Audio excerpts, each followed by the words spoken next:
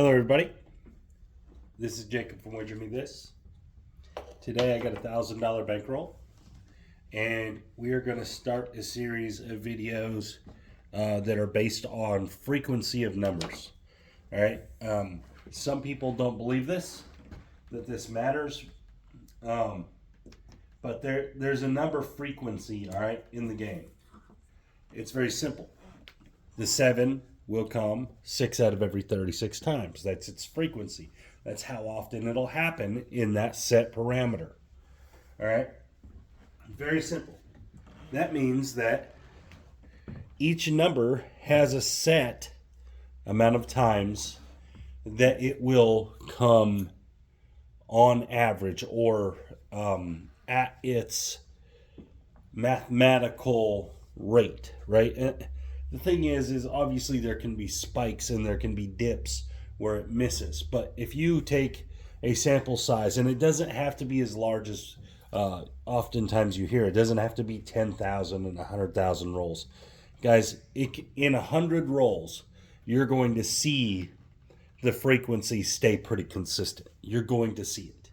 You may have a number or two spike or dip, but for the most part, it will stay very consistent. And the reason is because two six-sided cubes that are marked with numbers create this 36 combination pyramid. All right, and what it is there's one way to roll 2, 2 ways to roll 3, 3 ways to roll 4, 4 ways to roll 5, 5 ways to roll 6, 6 ways to roll 7, 5 ways to roll 8, 4 ways to roll 9, 3 ways to roll 10, 2 ways to roll 11, and one way to roll 12. Guys, this frequency will stay very consistent. More consistent than oftentimes people want to believe.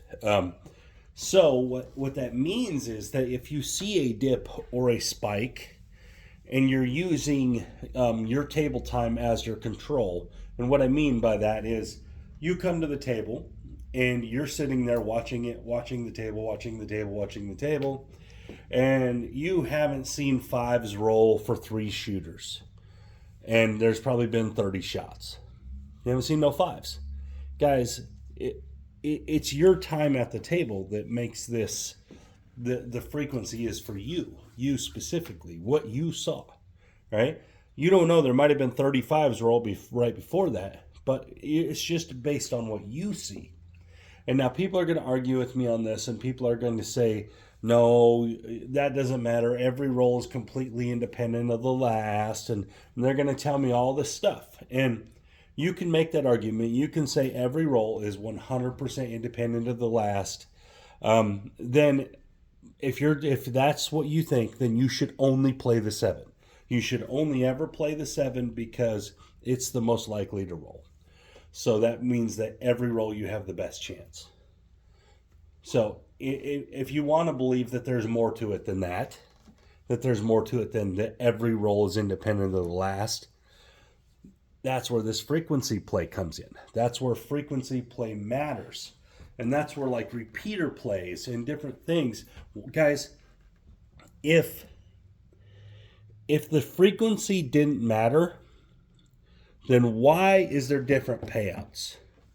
If their frequency didn't matter, then why do they promote things like free odds and all that kind of stuff? It does matter, and that's the reason why the game is developed around the 7. The casino wants you to play against the 7 because it's got the highest frequency. It's going to come the most often. So they want you to play against that number. They don't want you to play with that number. And so that's why bets like the repeater bet and stuff, they have such a high, the repeater bonus bet is what I'm saying. They have such a high payout because it's so difficult to do those things before a 7, to have those repeat because of the frequency, because of the way the game works, because of the way the math of two six-sided cubes work. All right, so what we're going to do here is I'm going to show it. All right, so what we're going to do is we're going to roll, we're going to shoot from the don't pass. All right, we're just going to roll a don't pass. And what we're waiting on is 2 consecutive numbers or 2 consecutive 7s. And why do I say consecutive? Why does consecutive matter? Because when you have consecutive numbers, it's almost like a multiplier that it won't happen a third time. And you guys can go look up at the math on this. If you know how to do the math, you can do it that way. But guys, if you don't believe that it's unlikely that a 7 rolls 3 times in a row, then you have not played that much craps. Now, I'm not saying it doesn't happen. It happens. But if you bet against it every time it happens versus the times it doesn't happen, you're going to be profitable. All right? The math says you'll be profitable. All right? The same thing goes for every other box number. Now, the horn numbers, this doesn't really work with. All right? But every other box number, if you roll 2 5s in a row, you should lay the 5 because odds are the high probability, the high likelihood is that a 7 will show up before a third 5. Right? But what we're going to do is we're only going to go for the next roll. So it has to be consecutive 3 in a row. This is what makes this type of play very effective. All right? Because besides just the natural favorable outcome of just laying a bet, you're doing it after you've already seen 2 of the same ones in a row, betting that there won't be a third. All right, so let's do it. This is called the repeater play. This is what I call the repeater play. I actually have this in my toolbox videos, but frequency play gets overlooked a lot, and I don't do enough videos on it, but it's very important. All right, so I'm going to put, I said I was going to play through don't. I'm actually not. I'm just going to sit here and wait to see either 2 7s in a row or two box numbers that are the same in the row. All right, let's see what happens. All right, you're just standing at the table. There's a 10, hard 10. And I'll show you how to do it. There's a 6, 4 2. Oh, back-to-back 6s. All right, hard 6. And then in 4 2 6, and then a 3 3 6. All right, so that means we just saw 2 6s in a row. All right, so what we got to do is we got to lay this 6. All right, so we're going to lay the 6. And you can lay it for whatever you want, but I'm going to lay it for 180. All right, because you got to be able to play the other numbers behind it. All right, so this is covering the 7. Lay for 180, we'll pay 150. All right, so now what we're going to do,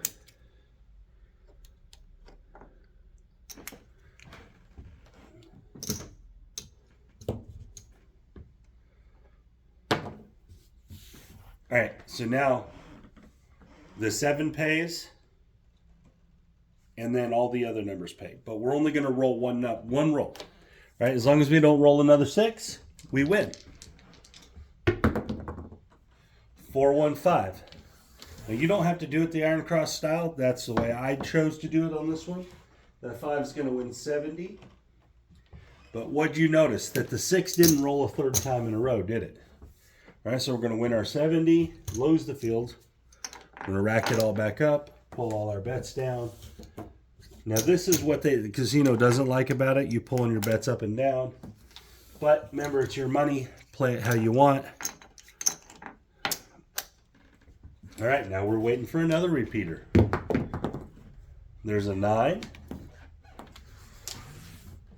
And you guys can look up the math on this about consecutive numbers rolling. Now, back-to-back numbers isn't all that uncommon, but 3 in a row is very, very uncommon. Way more uncommon than people want to believe. That was a 5, then a 4. Now, does it happen? Sure, it does. It absolutely will happen. But compared to the times that it won't happen, you're going to be profitable if you'll bet this. All right? There's a 5 1 6. There's a 4 again, hard 4. 4 1 5. And see, guys, you could be playing like 96 across or something, while you wait on this. Oh, back-to-back fives, I think, right? I think that was 4-1-5 and both back-to-back. I believe. I might be wrong on that. There might have been a 4 between it. But I think that was the way that went. All right, we're going to go 180 again on this 5, lay 5. Lay 5 for 180. We'll pay 120. And this time, you can go something. You can do whatever you want. I just use the iron cross, guys, because it's easier to use. As far as, let me try to see what I'm trying to explain. You don't have to throw a horn bed out there, all right? But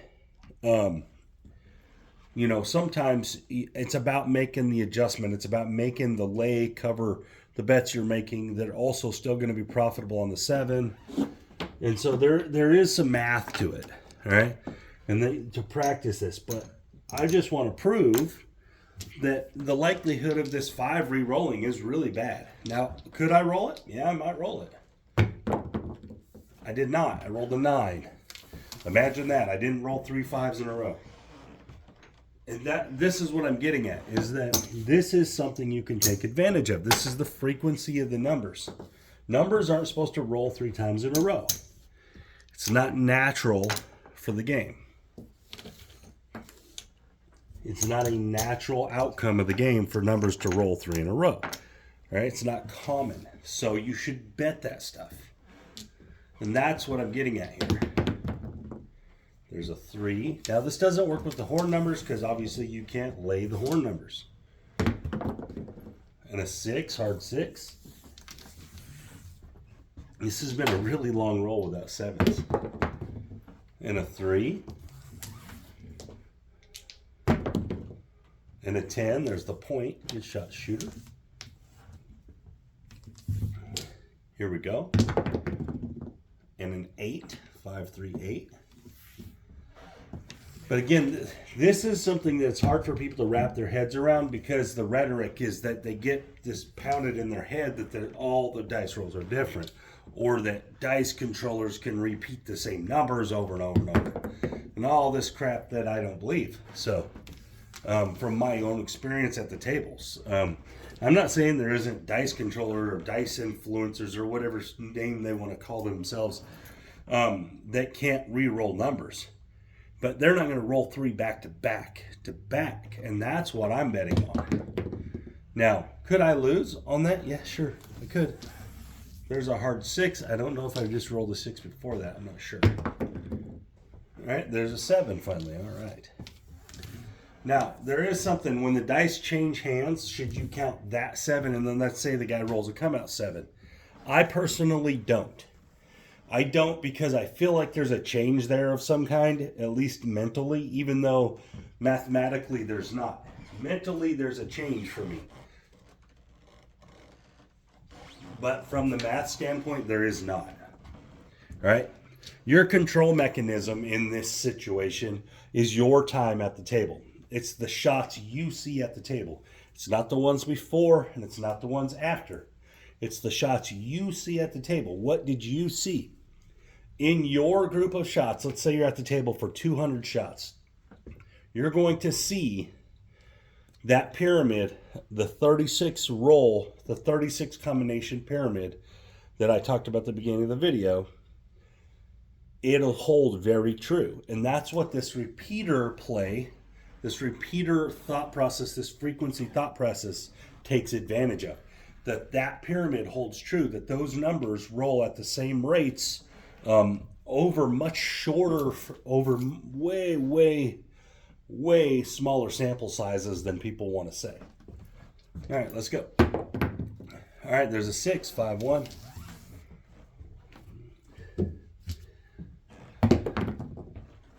Three, 1, 2, 3.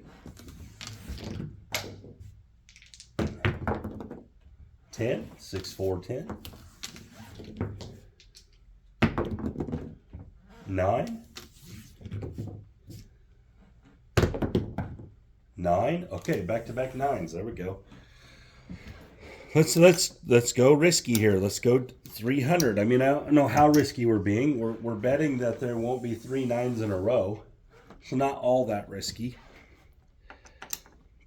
And then we'll go 3 9s are with 200, right? This time we'll play it the other way. We'll play across like this. And you can throw a field bet out to cover the horn, or you can just throw a horn bet, a C and E. So I'm going to just throw a C and an E bet, just like that. Let's move it up here so everyone can see it. All right. So we have 135, 145 versus 200. So as long as we don't roll a 9, everything is great. Let's see what happens. There's a 10, 6, 4, 10. Imagine that. We didn't roll 3 9s in a row. We do lose this. The horn is always gonna catch you just a little bit. Not gonna worry about the dollar vig, guys. We'll pull all our bets down. So that's 3 in a row that we didn't lose.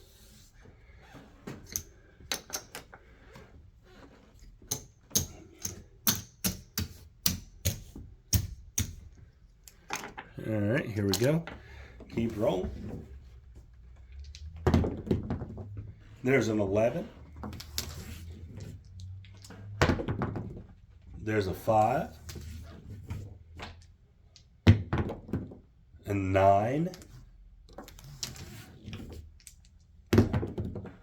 An 8. 6 deuce. Hard 6, that's the point. Good shot shooter. 2 hot shooters in a row. 4, new point. 3 1. 7. Uh-oh. There we go. 5.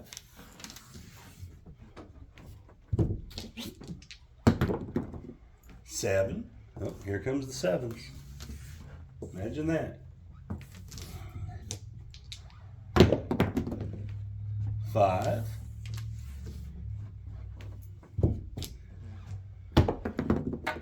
7. All right, here we go. 5. This is what 7 5 7 5 7 5. This is kind of an odd group of rolls. 7. Nice. They're different 5s and different 7s though, so interesting. Oh, I thought I was going to do it again. It didn't. 9. Dang, that was interesting. 3. 1, 2, 3. Aces. That's our first set of aces. Come here. 8.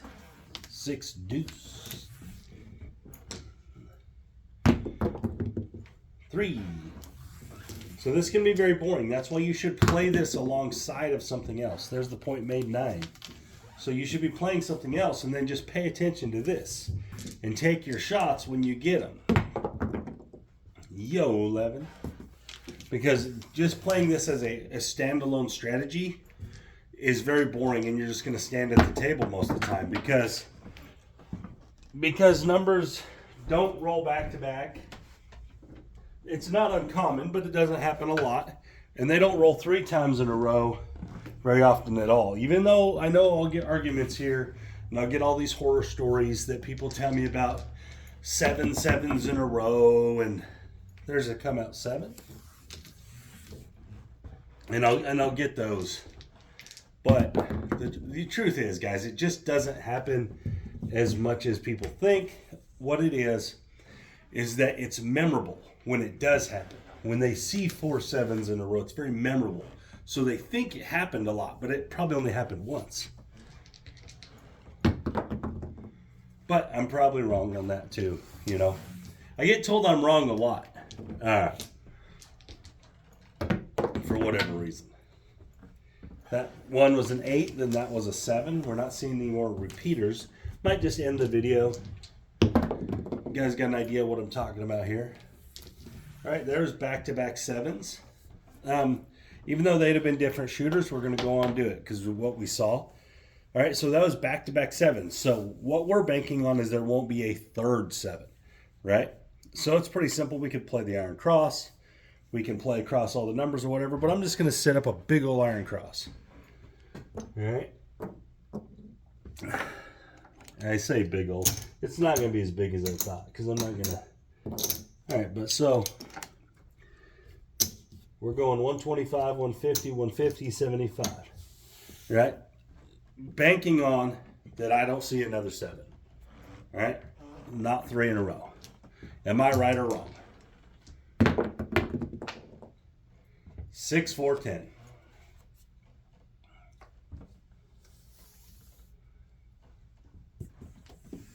Imagine that.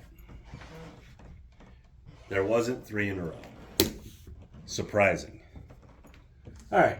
So you guys got an idea of what I'm talking about here. I can't show it any more direct than that. So we got to see the seven work one time.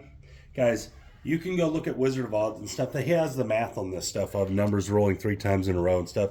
It's astronomical. It gets really crazy like 4 and 5 and 6 times in a row.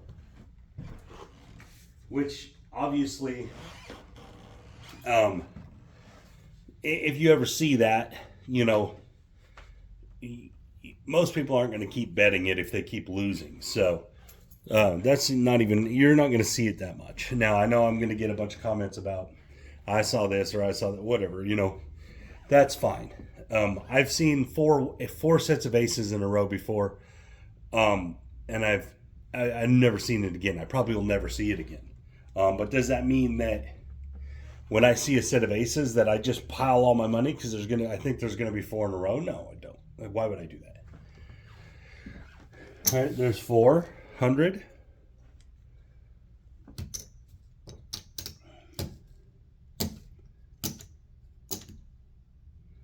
$900, 1,000, 1,050,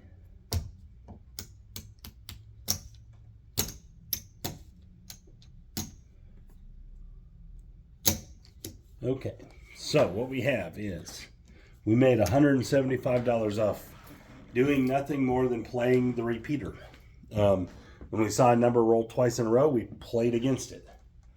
Because we didn't think it'd be a third time in a row. Now, guys, this isn't just overall rolls. This is in a row. And this is why this makes us effective. Because it just doesn't happen as much as people think. And this is a way to take advantage of situational stuff at the table. All right, situational occurrences that happen, you should try to take advantage of. If you're not taking advantage of these situations, you're doing yourself a disservice. You're not allowing yourself the chance to win properly. But anyways, guys, thank you for your time. This is Jacob from Wager Me This. And if you guys are interested in sports picks, go to wagermethis.com. Obviously, some of you guys are probably watching my bets that I'm putting out for free on YouTube. And I hope you're winning on those. You guys have a great day. This is Jacob from Wager Me This.